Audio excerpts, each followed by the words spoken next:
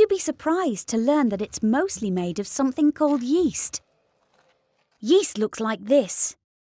It's a very clever fungus that we use to make different products, including bread and Marmite. Yeast is a single-cell organism, meaning it is made of only one cell, unlike your body, which is a multi-cell organism made up of millions and millions of different cells.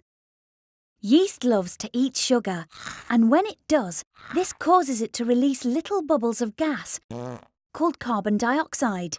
And these little bubbles rather cleverly can be used to make bread rise or to make beer. And did you know that when you breathe out, you're also releasing carbon dioxide? But just how does all of this clever yeast become Marmite? The yeast arrives at the Marmite factory in big tankers like this. It's in a liquid form, which means it's easier to handle. First, it is transferred into these huge vessels, which are called coppers.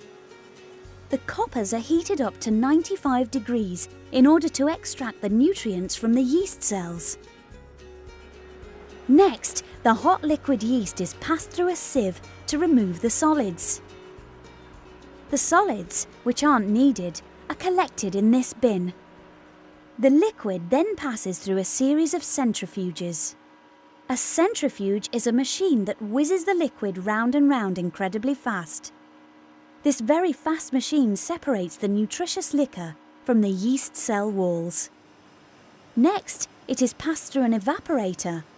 This machine heats up the liquor and the heated water turns to steam. The evaporator is a very complicated machine and is so powerful that in just over an hour it uses the same amount of energy as you'd get from a bolt of lightning. Next, the liquor is forced through these thick canvas-like cloths. This makes it perfectly smooth and free from any sediment.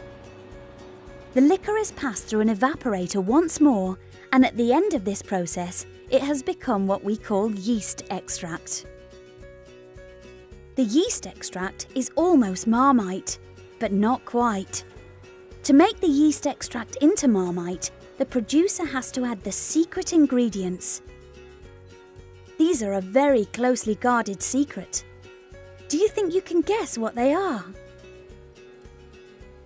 Once the top secret ingredients are added to the yeast extract, the Marmite is blended for consistency.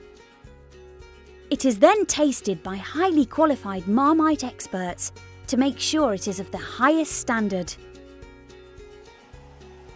Finally, the Marmite is put into jars, ready to be enjoyed by people all over the country.